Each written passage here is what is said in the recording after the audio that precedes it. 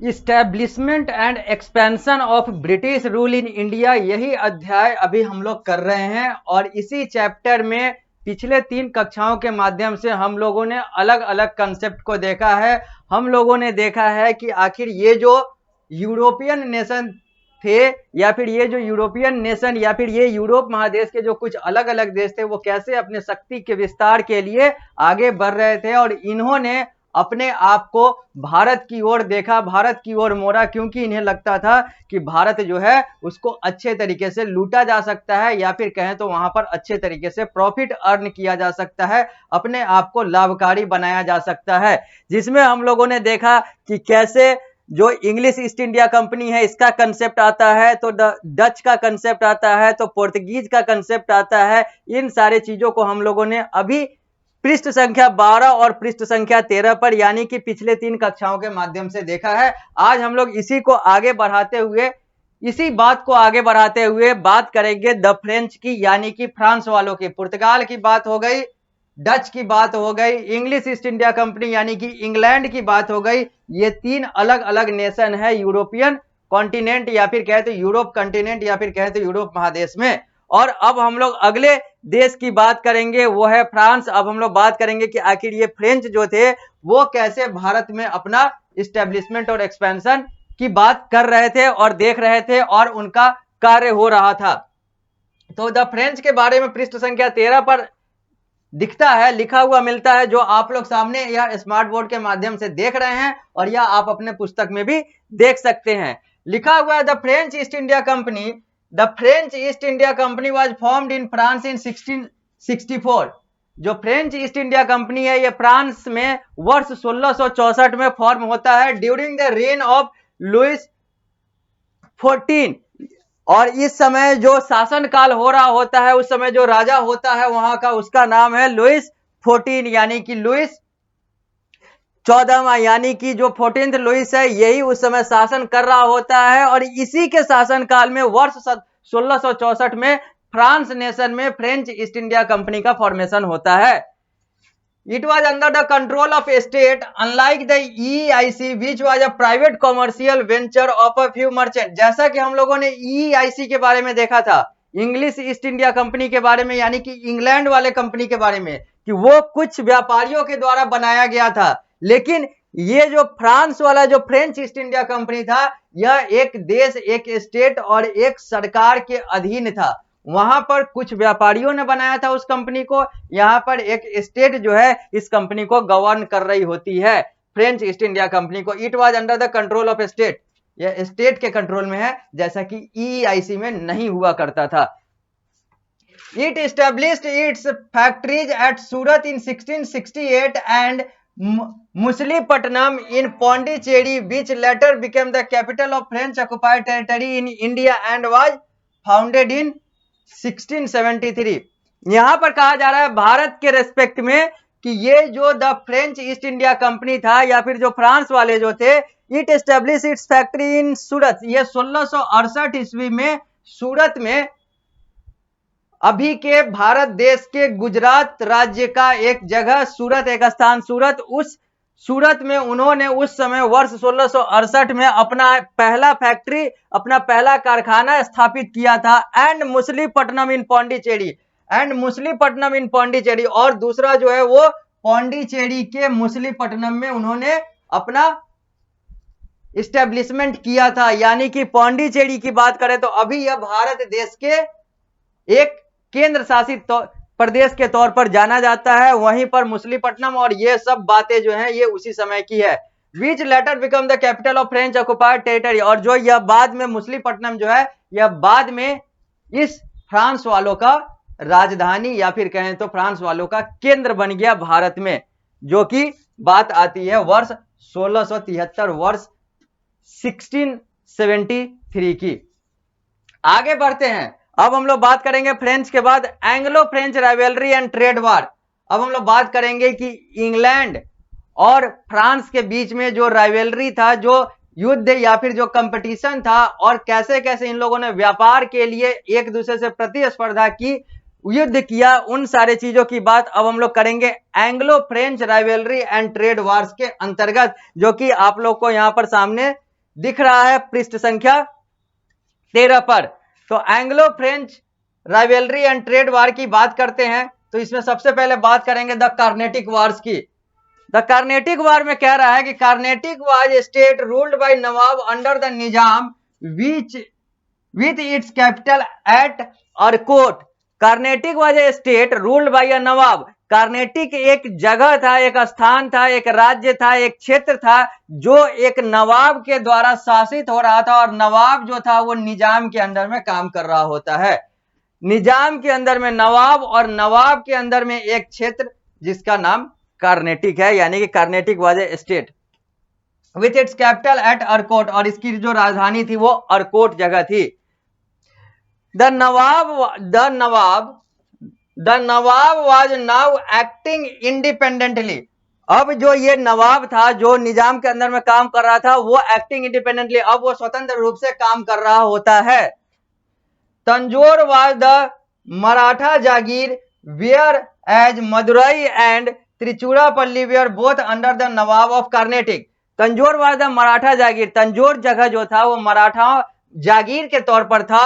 Where as, जबकि मदुरई और त्रिचुरापल्ली जैसे स्थान जो थे where both under the nawab of Carnatic, ये दोनों जो थे ये कार्नेटिक के नवाब, यानी कि ये जो ऊपर जो बात हो रही थी ये निजाम के अंदर नवाब, नवाब के अंदर कार्नेटिक क्षेत्र, ये जो कार्नेटिक क्षेत्र था इसी के अंतर्गत मदुरई और त्रिचुरापल्ली आता था, जबकि तंजौर जो था वो मराठाओं के अंदर में आता था, मराठा जागीर था। Mysore was a Hindu kingdom under the Marathas, जबकि जो मैसूर जो था वो एक हिंदू साम्राज्य था जहां पर मराठाओं का शासन हुआ करता था। To extend their territory the Marathas attacked Carnatic and kill its nawab Dost Ali, और मराठाओं ने अपने क्षेत्र को बढ़ाने के लिए, अपने क्षेत्र को फैलाने के लिए, अपने क्षेत्र का एक्सपेंशन या फिर कहें तो विस्तार करने के लिए इसने कार्नेटिक क्षेत्र से युद्ध लड़ा, और वहां के नवाब, उस समय के तत्कालीन नवाब दोस्त अली जिसका नाम था, उसको मार दिया, और इसने उस क्षेत्र पर यानी कि कार्नेटिक क्षेत्र पर कब्जा कर लिया। मराठाओं के द्वारा यहां पर कब्जा हो गया। जब मराठा यानी कि हिंदू, और ये जो कार्नेटिक वाले जो थे ये नवाब थे यानी कि ये मुस्लिम थे। तो जो मराठा थे जो तंजौर जैसे क्षेत्र पर अपना कब्जा किए हुए थे, अपना शासन कर रहे थे, मैसूर जो था ये इन्हीं के साम्राज्य के अंतर्गत आता था। इन्होंने जो दूसरा जो साम्राज्य, दूसरे जो लोग थे जो उसी के बगल में जो राज कर रहे थे, जो कार्नेटिक क्षेत्र था जहां का नवाब था, नवाब ये लोग राज कर रहा था, जैसे दोस्त अली जैसे नवाब, तो यहां पर इन लोगों ने लड़ाई लड़ी, यानी कि मराठाओं ने लड़ाई शुरू की और दोस्त अली जैसे नवाब इन लोगों को मारते हुए उस क्षेत्र पर कब्जा किया। आगे बढ़ते हैं, पृष्ठ संख्या 13 से आते हैं पृष्ठ संख्या 14 पर। अब यह लिख रहा है क्या, Safdar Ali became nawab at Arcot and Chanda Sahib eight Tiruchirappalli. अब ये मर गया, यानी कि इसको मार दिया गया, दोस्त अली को मार दिया गया, तो फिर दो अलग अलग नवाब बने। अरकोट का नवाब बना सफदर अली, और चंदा साहिब जो है वो त्रिचुरापल्ली का नवाब बनाया गया या फिर नवाब बना। Safdar Ali was stabbed to death in 1742 and Chanda Sahib was attacked and imprisoned by the Marathas। Safdar Ali को मार दिया गया, या फिर कहें तो सफदर अली मारा जाता है वर्ष 1742 में, और जो सफदर अली यानी कि नवाब ऑफ अरकोट, अरकोट का नवाब जो सफदर अली है, यह वर्ष 1742 में इसकी मृत्यु होती है, मारा जाता है। जबकि चंदा साहिब जो कि त्रिचुरापल्ली का जो नवाब था वो मराठाओं के द्वारा जेल में डाल दिया जाता है, कारागार में डाल दिया जाता है।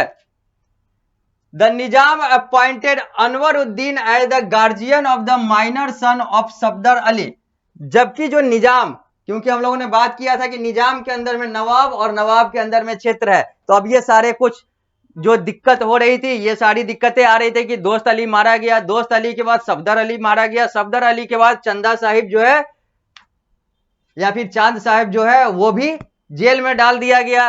तो अब क्या करता है जो निजाम है वहां का, वो क्या करता है, एक व्यक्ति जिसका नाम अनवर उद्दीन है उसको गार्जियन के तौर पर, अभिभावक के तौर पर, minor son of Safdar Ali, Safdar Ali का जो माइनर सन है यानी कि अवयस्क जो उसका पुत्र है, उसका जो सफदर अली का जो पुत्र है जो अभी मैच्योर नहीं हुआ है, जो अभी माइनर है, वो जो 18 साल से कम का है, उसके गार्जियन के तौर पर निजाम जो है वो अनवर उद्दीन को रख देता है एज अभिभावक के तौर पर, ताकि वो उसकी देखरेख करे। क्योंकि यहां पर हम लोगों ने देखा कि सफदर अली को मार दिया गया और चंदा साहिब जो है वो जेल गया और दोस्त अली मारा गया।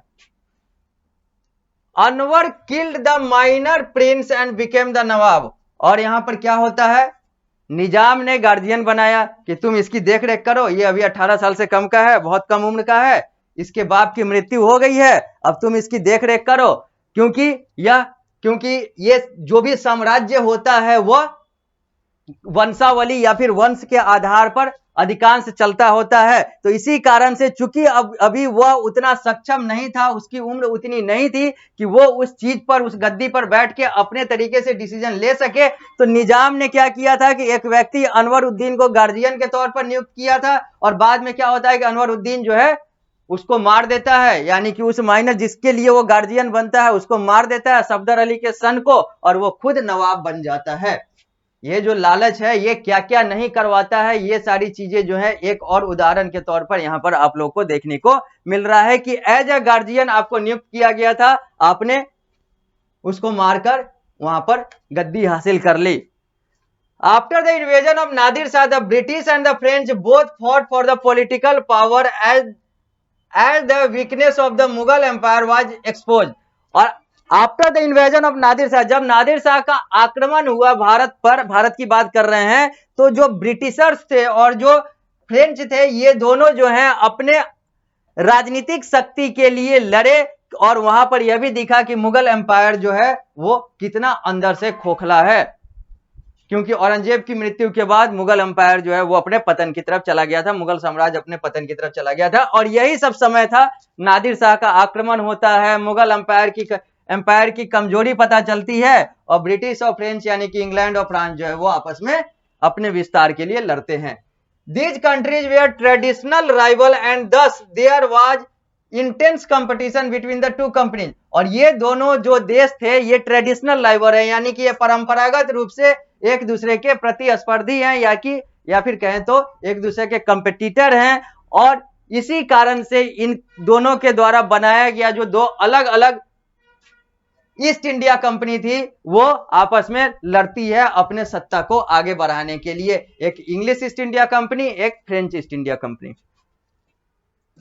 इसका निष्कर्ष क्या निकलता है, this resulted in a war which lasted for about 20 year. और इसका निष्कर्ष यह निकलता है कि ये दोनों आपस में लड़ते हैं और इसमें 20 साल तक इसके निष्कर्ष के तौर पर युद्ध होता है, लोग युद्ध झेलते हैं। It was fought in the Carnatic region in south India. और ये जो युद्ध होता है इन दोनों के बीच में, यानी कि फ्रांस और इंग्लैंड के बीच में, फ्रेंच और इंग्लिश पर्सन के बीच में, इंग्लिश लोगों के बीच में, ये जो है ये इसी क्षेत्र में, कार्नेटिक क्षेत्र में होता है, जो भारत के साउथ इंडिया दक्षिणी क्षेत्र में है, और इसी कारण से इसको कार्नेटिक वार कहते हैं। और बेसिकली 3 कार्नेटिक वार हुए थे। हाँ, तो यही लिखा हुआ कि it was fought in the Carnatic region in south India because both the companies wanted to have trade monopoly. क्योंकि दोनों company, English East India company और फ्रेंच ईस्ट इंडिया कंपनी, अपना मोनोपोली यानी कि अपना एकाधिकार बनाना चाहती थी। These wars are collectively known as the Carnatic war. और ये जितने भी युद्ध हुए इस 20 सालों में, इन सब को हम लोग इकट्ठे तौर पे कार्नेटिक युद्ध कहते हैं, कार्नेटिक वार कहते हैं, जिसमें 3 मेन कार्नेटिक वार हुए थे। फर्स्ट कार्नेटिक वार, सेकेंड कार्नेटिक वार और थर्ड कार्नेटिक वार यानी कि लास्ट कार्नेटिक वार। इन तीनों को हम लोग एक एक करके देखेंगे और बात करेंगे कि आखिर फर्स्ट कार्नेटिक वार कब से कब हुआ, सेकेंड कब से कब हुआ, थर्ड कब से कब हुआ और इसमें क्या क्या हुआ, इन सारी चीजों की बात करेंगे। लेकिन इन सारी चीजों की बात करने के लिए हम लोग को मिलना होगा अगली क्लास में। इस क्लास को हम लोग देते हैं यहीं पर विराम। तब तक के लिए धन्यवाद।